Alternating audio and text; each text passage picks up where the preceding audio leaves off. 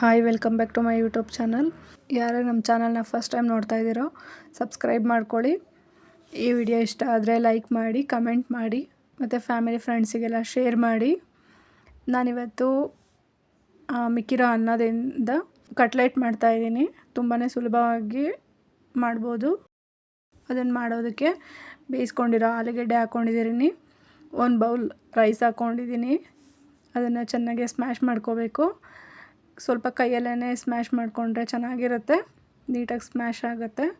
ನೋಡಿ, ಈ ರೀತಿ ಚೆನ್ನಾಗಿ ಸ್ಮ್ಯಾಶ್ ಮಾಡ್ಕೋಬೇಕು. ಎಲ್ಲದೂ ಹೊಂದ್ಕೊಬೇಕು, ಆಲೂಗೆಡ್ಡೆ ಮತ್ತು ಅನ್ನ ಎರಡೂ ಹೊಂದ್ಕೋಬೇಕು ನೀಟಾಗಿ. ನೋಡಿ, ಈಗ ಇದು ಚೆನ್ನಾಗಿ ಮಿಕ್ಸ್ ಆಗಿದೆ. ಇಷ್ಟ ಆದರೆ ಸಾಕು.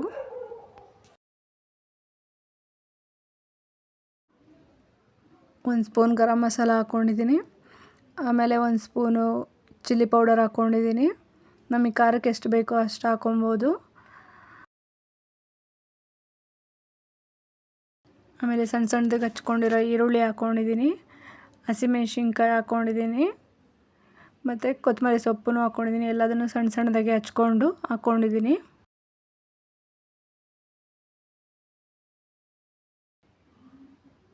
ಆಮೇಲೆ ರುಚಿಗೆ ತಕ್ಕಷ್ಟು ಉಪ್ಪು ಹಾಕ್ಕೊಂಡಿದ್ದೀನಿ. ಈಗ ಇದನ್ನು ಚೆನ್ನಾಗಿ ಮಿಕ್ಸ್ ಮಾಡ್ಕೊಬೇಕು, ನೀಟಾಗಿ ಎಲ್ಲ ಕಲಿಸ್ಕೊಬೇಕು. ನೋಡಿ, ಈ ರೀತಿ ಕಲಿಸ್ಕೊಂಡು ಸೈಡಿಗೆ ಇಟ್ಕೋಬೇಕು. ಈಗ ಅದನ್ನು ಕೋಟಿಂಗಿಗೋಸ್ಕರ ಸ್ವಲ್ಪ ಒಂದು ಸ್ಪೂನ್ ಮೈದಾ ಹಿಟ್ಟು ಹಾಕ್ಕೊಂಡಿದ್ದೀನಿ. ಸ್ವಲ್ಪ ರುಚಿಗೆ ಉಪ್ಪು ಹಾಕ್ಕೊಂಡಿದ್ದೀನಿ. ಸ್ವಲ್ಪನೇ ಉಪ್ಪು ಹಾಕಿದ್ರೆ ಸಾಕು, ಮುಂಚೆನೇ ಎಲ್ಲದಕ್ಕೂ ಹಾಕ್ಕೊಂಡಿದ್ದೀವಿ ಆಲ್ರೆಡಿ. ಈಗ ಸ್ವಲ್ಪನೇ ನೀರು ಹಾಕ್ಕೊಂಡು ಕಲಿಸ್ಕೊಬೇಕು. ಅದನ್ನು ಸ್ವಲ್ಪನೂ ಗಂಟಿಲ್ದಾಗೆ ನೀಟಾಗಿ ಕಲಿಸ್ಕೊಬೇಕು. ನೋಡಿ, ಈ ರೀತಿ ಸ್ವಲ್ಪನೇ ನೀರು ಹಾಕ್ಕೊಂಡು ಸ್ವಲ್ಪನೂ ಗಂಟಿಲ್ದಾಗೆ ಕಲಿಸ್ಕೊಂಡ್ರೆ ಚೆನ್ನಾಗಿ ಬರುತ್ತೆ. ಒಂದೇ ಸಲ ನೀರು ಜಾಸ್ತಿ ಹಾಕಿದ್ರೆ ಅದು ಗಂಟಾಗ್ಬಿಡುತ್ತೆ, ಜಾಸ್ತಿ ನೀಟಾಗಿ ಕಲಿಸ್ಕೊಳ್ಳಲ್ಲ. ಅದಕ್ಕೋಸ್ಕರ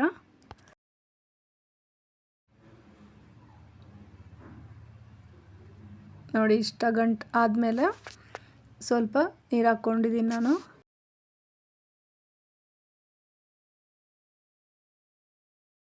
ನೋಡಿ, ಇಷ್ಟು ತಿಕ್ಕಾಗಾದರೆ ಸಾಕು.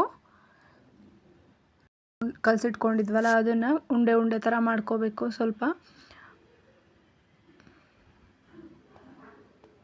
ಈ ರೀತಿ ಉಂಡೆ ಮಾಡಿಕೊಂಡು ಆಮೇಲೆ ವಡೆ ಥರ ಈ ಥರ ಪ್ರೆಸ್ ಮಾಡ್ಕೊಬೇಕು. ಆಮೇಲೆ ಫಸ್ಟು ಮೈದಾ ಹಿಟ್ಟನ್ನು ಮಿಕ್ಸ್ ಮಾಡ್ಕೊಂಡಿದ್ವಲ್ಲ, ಅದರಲ್ಲಿ ಡಿಪ್ ಮಾಡ್ಕೊಬೇಕು ಫಸ್ಟು. ಆಮೇಲೆ ಇಲ್ಲಿ ಬ್ರೆಡ್ನ ನಾನು ಪುಡಿ ಮಾಡಿ ಇಟ್ಕೊಂಡಿದ್ದೀನಿ, ಅದಕ್ಕೆ ಡಿಪ್ ಮಾಡ್ಕೋಬೇಕು. ನೀಟಾಗಿ ಎಲ್ಲ ಕಡೆ ಸ್ಪ್ರೆಡ್ ಆಗೋ ಥರ ಡಿಪ್ ಮಾಡ್ಕೋಬೇಕು. ನೋಡಿ, ಈ ಥರ ಮಾಡಿಕೊಂಡು ನಾನು ಎಲ್ಲದನ್ನು ಸೈಡಿಗೆ ಇಟ್ಕೊಂಡಿದ್ದೀನಿ. ನಾನು ಈ ಥರ ಎಲ್ಲದನ್ನು ರೆಡಿ ಮಾಡಿ ಇಟ್ಕೊಂಡಿದ್ದೀನಿ ಫಸ್ಟಿಗೆನೇ. ಆಮೇಲೆ ಒಂದು ಪ್ಯಾನಿಗೆ ಸ್ವಲ್ಪ ಎಣ್ಣೆ ಹಾಕ್ಕೊಬೇಕು. ಇದನ್ನು ಡೀಪ್ ಫ್ರೈ ಮಾಡೋ ಅವಶ್ಯಕತೆ ಏನಿಲ್ಲ, ಶಾಲೋ ಫ್ರೈ ಮಾಡಿದ್ರೆ ಸಾಕು.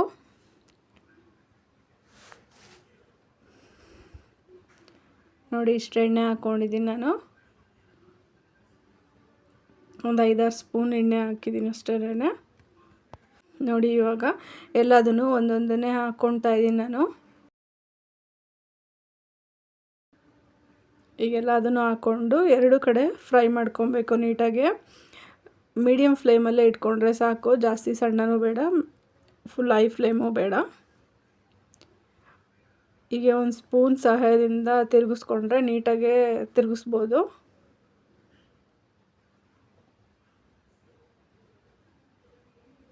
ತುಂಬಾ ಟೇಸ್ಟಿಯಾಗಿರುತ್ತೆ.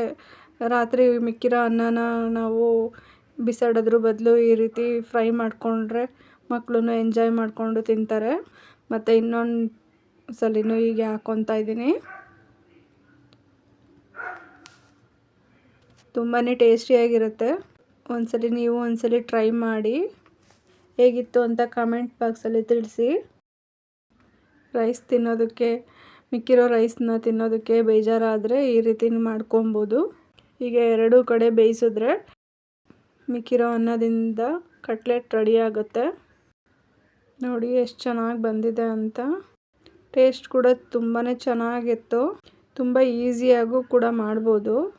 ಅದರಲ್ಲಿ ಮಿಕ್ಕಿರೋ ರೈಸ್ನ ಹಾಕಿದ್ದೀವಿ ಅನ್ನೋದು ಗೊತ್ತೇ ಆಗಲ್ಲ. ಅಷ್ಟು ಚೆನ್ನಾಗಿ ಟೇಸ್ಟ್ಗೂ ಇರುತ್ತೆ. ನೋಡಿ ಈಗಲೇ ಎಷ್ಟು ಚೆನ್ನಾಗಿ ಕಾಣಿಸ್ತಾ ಇದೆ.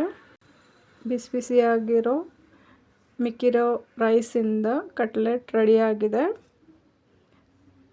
ಟೊಮೊಟೊ ಕೆಚಪ್ ಜೊತೆ ತುಂಬ ಚೆನ್ನಾಗಿರುತ್ತೆ, ಇಲ್ಲ ಮೊಸರು ಜೊತೆ ಚೆನ್ನಾಗಿರುತ್ತೆ. ಒಂದ್ಸಲಿ ನೀವು ಟ್ರೈ ಮಾಡಿ, ಹೇಗಿತ್ತು ಅಂತ ಕಮೆಂಟ್ ಮಾಡಿ ತಿಳಿಸಿ.